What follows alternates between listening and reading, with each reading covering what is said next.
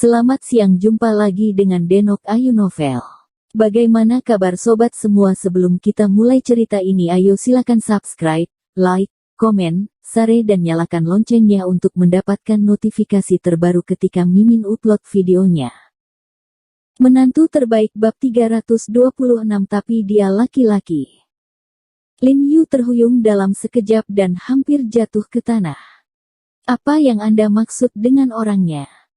Aku hanya melihat tubuhnya sambil membantunya, memperpanjang hidupnya, jadi aku tidak membawa orang yang begitu jahat, bukan? Dia telah menjanjikannya secara pribadi pada saat itu. Tuan Ho, ada apa denganmu? Li Qianying buru-buru mendukungnya. Tidak ada. Lin Yu buru-buru berpura-pura tenang, dan berkata dengan malu-malu, Nona Li, bukankah kita mengatakan tidak apa-apa saat itu? Saya seorang dokter dan Anda seorang pasien. Meskipun saya melihat tubuh Anda, tidak ada cara lain. Nah, jika Anda ingin saya bertanggung jawab, saya tidak tahan. Lin Yu merasa seperti akan menangis, bahkan jika dia ingin bertanggung jawab, dia tidak tahan. Jika Nona Li ini mengandalkan dirinya sendiri, maka dia akan hancur dengan karakter Jiang Yan, dia tidak perlu membunuhnya. Li Qianying menoleh dan menatapnya dengan rasa ingin tahu, dan berkata, Tuan He, Anda salah paham, saya tidak membiarkan Anda bertanggung jawab atas saya. Anda mungkin telah salah paham tentang apa yang saya maksud. Maksud saya, Anda menyelamatkan hidup saya, jadi aku milikmu. Aku ingin melakukan sesuatu untukmu untuk membalas budi kamu. Lin Yu tiba-tiba merasa lega ketika dia mendengar penjelasan ini, dan menjelaskan kepadanya, Nona Li, jangan katakan itu. Saya hanya menstabilkan sementara roh dan roh Anda dalam keadaan normal, dan saya belum sepenuhnya membantu Anda menyelesaikannya. Takdir. Ya, saya hanya tidak tahu kapan hidup saya akan berakhir, jadi saya ingin menggunakan waktu yang terbatas untuk melakukan apa yang ingin saya lakukan. Li Qianying menatap ke langit saat dia berbicara, mengulurkan tangannya untuk menangkap kepingan salju di langit dengan lembut, dan tidak mengatakan setengah dari kalimat berikutnya, bahkan, yang paling ingin dia lakukan adalah bisa menemani Lin Yu, tidak peduli apa identitasnya. Sejak Lin Yu terluka untuk menyelamatkannya, perasaannya terhadap Lin Yu menjadi lebih dalam, baginya, kehidupan masa depannya adalah untuk Lin Yu. Bagaimana bisa Lin Yu tidak bisa mendengar arti dari kata-katanya? Tidak bisa membantu, tetapi dengan lembut meremas tinjunya, mencoba untuk menolaknya, tetapi tidak tahan lagi pula. Dalam situasinya, benar-benar tidak ada cara untuk menjalani kehidupan normal.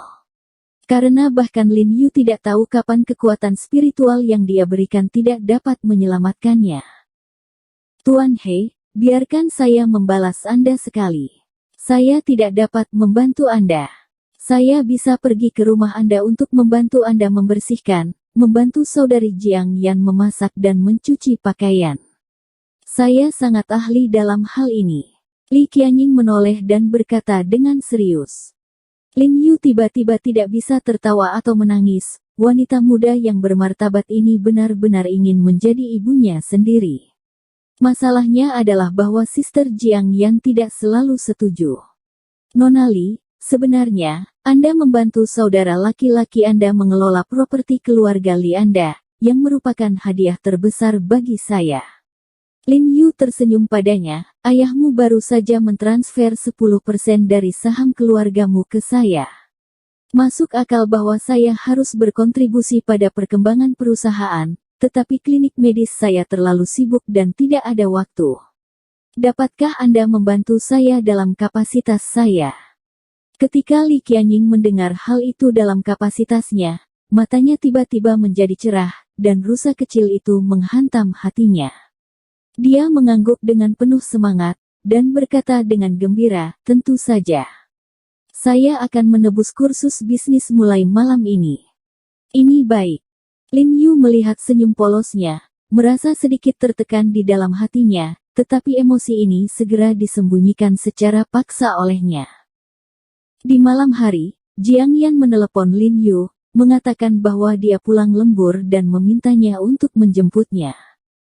Karena Jiang Yan tidak mengatakan gedung mana, jadi dia memarkir mobil di pinggir jalan di pintu masuk rumah sakit seperti biasa, dan membawa Ye Qingmei ke pintu masuk rumah sakit untuk menunggu.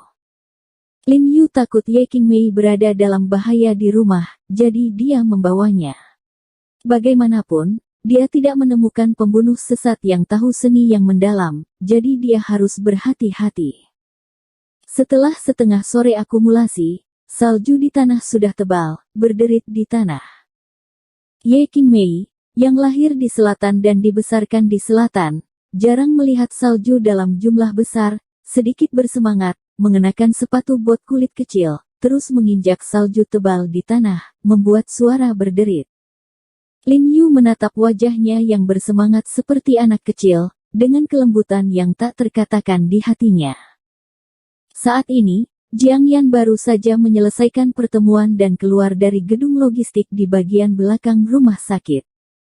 Karena baru dipromosikan menjadi asisten direktur, dia harus memilah-milah beberapa materi setelah rapat, jadi dia keluar terlambat, jalan sangat lengang, dan lampu jalan bersinar redup. Meski gedung rawat inap dengan lampu terang di depan tidak jauh, dia masih sedikit panik.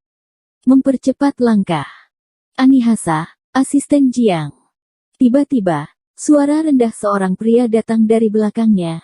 Dia mengikuti kalimat bahasa Korea yang lancar dan kemudian kalimat bahasa Mandarin yang agak blak-blakan. Dari segi penampilan, dia memang terlihat seperti orang Korea murni, tinggi dan tampan, dan dia memiliki gaya protagonis pria dalam drama Korea.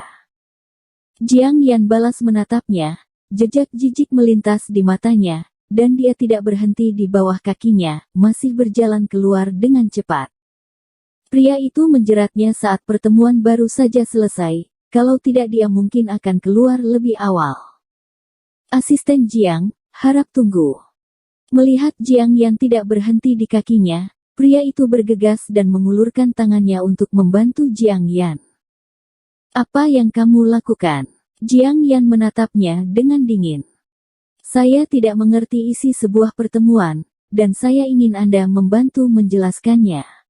Pria Korea Selatan itu segera menghampiri Jiang Yan dan menunjukkan senyuman yang menurutnya dapat membuat ribuan gadis muda terpesona.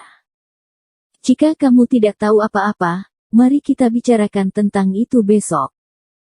Jiang Yan meliriknya dengan dingin, merasa bahwa dia idiot, lalu berbalik dan berjalan cepat. Sekarang sangat gelap di sini dan tidak ada siapa-siapa, dia tidak ingin tinggal terlalu lama. Apakah kamu takut? Pria Korea Selatan itu melihat sekeliling, tersenyum, dia berlari dan menyandarkan kepalanya di depan Jiang Yan. Tersenyum dengan nada yang sangat lembut dan berkata, jangan khawatir, aku akan melindungimu. Sebelum dia selesai berbicara, tiba-tiba sebuah telapak kakinya yang besar terbang ke udara dan mengenai wajahnya. Sebelum dia menyadari apa yang sedang terjadi, dia tiba-tiba terbang dan jatuh ke tanah dengan keras. Kemudian sesosok jatuh dengan rapi di depan Jiang Yan. Apa? Jiang Yan berteriak ketakutan dan mencoba melarikan diri. Siapa yang tahu bayangan gelap itu berbisik dengan hormat, Nyonya, jangan takut, ini aku, Qin Lang. Qin Lang. Jiang Yan sedikit terkejut setelah melihat bahwa itu memang Qin Lang, dan berkata dengan heran, mengapa kamu tiba-tiba muncul? Bukankah suamimu memberitahumu? Dia secara khusus memintaku untuk melindungimu. Aku akan mengikutimu saat kamu pergi dan pulang kerja. Sudah beberapa hari. Qin Lang tersenyum. Sudah beberapa hari. Jiang Yan sedikit terkejut. Orang besar yang masih hidup telah bersamanya selama beberapa hari, dan baik dia maupun orang-orang di sekitarnya tidak menyadarinya. Sungguh keterampilan yang menakutkan ini. Ketika dia berpikir bahwa ini adalah pengaturan Lin Yu, dia merasa sangat hangat lagi di dalam hatinya. Orang bodoh ini, terkadang pikirannya sangat sensitif. Babo sie untuk anak bodoh. Pria Korea Selatan itu memelototi Qin Lang dengan marah sambil memegangi hidungnya. Apa bahasa burung itu? Qin Lang menatapnya dengan dingin dan bertanya pada Jiang Yan, Nyonya, apakah dia mengganggu Anda? Apakah Anda ingin saya memberinya pelajaran? Tidak, tidak, dia adalah anggota dari delegasi Korea. Dia datang ke sekolah kami untuk belajar. Sebaiknya jangan terlalu ribut. Jiang Yan dengan cepat menghentikannya. Di masa depan, menjauhlah, istri kita, menjauhlah. Saat berbicara, Qin Lang menunjuk pria Korea itu, lalu memutar matanya, bodoh. Kemudian dia mengabaikan orang Korea itu lagi, mengirim Jiang Yan ke daerah terang di depan, dan berkata, Anda bisa langsung keluar, Tuan sedang menunggu Anda di luar. Dia pergi setelah berbicara. Setelah Jiang Yan berjalan ke pintu, Lin Yu sedang bertengkar bola salju dengan Ye Qingmei, dan Jiang Yan segera meraih bola salju dan membenturkannya ke wajah Lin Yu. Oke, kalian berdua terbalik. Lin Yu berkata sambil tersenyum, dan kemudian mengirim bola salju kembali ke mereka berdua, dan ketiganya segera berdiri dalam kelompok. Ketiga orang itu bermain sampai kelelahan sebelum pulang. Jiarong, mandi dulu, kata Ye Qingmei lelah. Dia tidak perlu mandi, dia terbiasa kotor, ayo pergi dan mandi dulu, ya. Jiang Yan mengedipkan sepasang mata besar yang indah, dan berkata secara provokatif terhadap Ye Qingmei. Mari kita bersama, siapa yang takut pada siapa? Ye Qingmei juga bersemangat dan setuju tanpa ragu-ragu. Lin Yu tidak bisa membantu tetapi menggelitik adegan ini, dan bertanya dengan bercanda, apakah ada gesekan punggung? Akulah orangnya. Hitung kamu. Keduanya tertawa dan mengutuk, lalu mengambil baju ganti dan pergi ke kamar mandi. Mendengar derasnya air di kamar mandi dan tawa kedua wanita itu dari waktu ke waktu, terutama ketika dia mendengar kata-kata seperti, kamu besar di sini lagi, dan bokongmu naik lagi, Lin Yu tidak bisa menahan mimisannya. Dia berbaring malas di sofa, sangat puas, dan tiba-tiba menikmati momen hangat ini. Tiba-tiba Do Lao memanggilnya, Jiarong, apakah kamu akan sibuk lusa, bisakah aku merepotkanmu dengan sesuatu? Lusa tidak apa-apa, katakan saja padaku jika kamu punya sesuatu, Do Lao. Kata Lin Yu buru-buru. Itu masalahnya. Universitas Pengobatan Tradisional Cina Beijing menyelenggarakan seminar TCM Universitas di ibu kota, terutama ditujukan untuk mahasiswa TCM lokal dan mahasiswa yang tertarik dengan TCM di Beijing, dengan tujuan agar semua orang tahu lebih banyak tentang TCM. Lao Do berkata langsung ke subjek, saya awalnya diundang untuk menjadi tamu, tapi saya ada sesuatu yang harus dilakukan di rumah lusa dan tidak bisa pergi, jadi saya ingin Anda menjadi tamu atas nama saya. Ini, bukan. Aku tidak bisa mewakili kamu. Lin Yu tersenyum pahit. Sebenarnya, Anda bisa menjadi tamu dengan kemampuan Anda. Anda memiliki bobot lebih dari saya, jadi jangan menolak. Do Lao berkata sambil tersenyum, saya sudah menyapa Hai Jingyi, Presiden Universitas Kedokteran Beijing, dia mendengarkan. Saya mengatakan Anda, jadi saya tidak punya komentar. Tidak apa-apa, kalau begitu aku akan mendengarkan pengaturanmu. Lin Yu melihat bahwa presentasi juga merupakan kegiatan yang positif, jadi dia membuat lebih banyak alasan dan setuju. Jiarong, kemarilah. Saat ini, Jiang Yan dan Ye Qingmei sudah selesai mandi. Mereka mengenakan dua piyama, satu putih dan satu merah muda, dengan dua kaki panjang mulus dan putih, berpegangan tangan dan bertanya-tanya apa yang mereka bicarakan. Oh, Yan, apa yang kamu suruh dia lakukan? Untuk beberapa alasan, alis Ye Qing memerah, jelas sangat malu. Dia seorang dokter, bukankah kamu memanggilnya seseorang?